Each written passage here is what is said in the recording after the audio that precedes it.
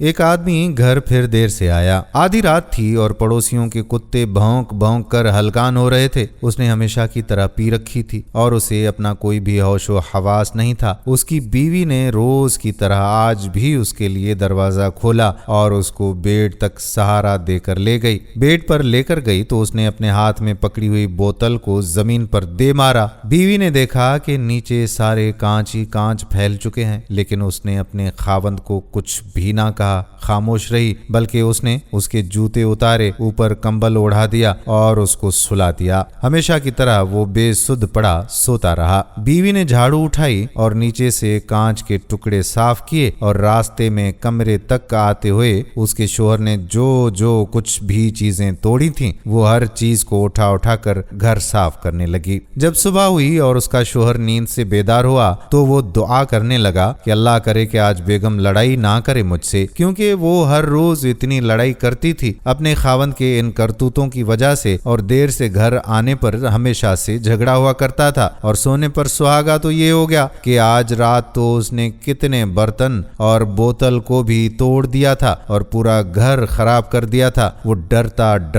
اٹھا اور ناشتے کی ٹیبل پر پہنچا۔ اس نے دیکھا کہ صرف اس کا بیٹا ہی ناشتے کی ٹیبل پر بیٹھا ہوا ہے۔ اس نے اپنے بیٹے سے پوچھا، بیٹا آپ کی امی کدھر گئی ہیں؟ وہ بولا کہ بابا وہ تو بازار گئی ہیں گروسری کرنے کے لیے، اور جاتے وقت آپ کے لیے آپ کا پسندیدہ ناشتہ بھی بنا کر گئی تھیں اور آپ کے لیے ایک چٹھی بھی چھوڑ گئی تھیں۔ اس نے حیرت سے چٹھی کھولی اور پڑھا تو اس پر لکھا تھا، میری جان میں ابھی آدھے گھنٹے تک واپس آ جاؤں گی، آپ ناشتہ کریں، آپ کا پسندیدہ ناشتہ بنایا ہے آج، I really love you a lot۔ وہ حیران اور پریشان تھا کہ بھلا یہ ماجرا کیا ہے، بیگم آج لڑائی کرنے کی بجائے اتنا پیار کیوں جتا رہی ہے۔ اس نے اپنے بیٹے سے پوچھا، بیٹا تمہاری ماں کی طبیعت تو ٹھیک ہے نا، آج پاگل تو نہیں ہو گئی، میرے ساتھ اتنا اچھا سلوک کیوں کر رہی ہے آج؟ بیٹا ہنسا اور بولا، پپا مما نے مجھے ابھی جانے سے پہلے بتایا تھا کہ رات کو جب وہ آپ کے جوتے اور موزے اتار رہی تھیں کہ آپ پرسکون ہو کر سو سکیں تو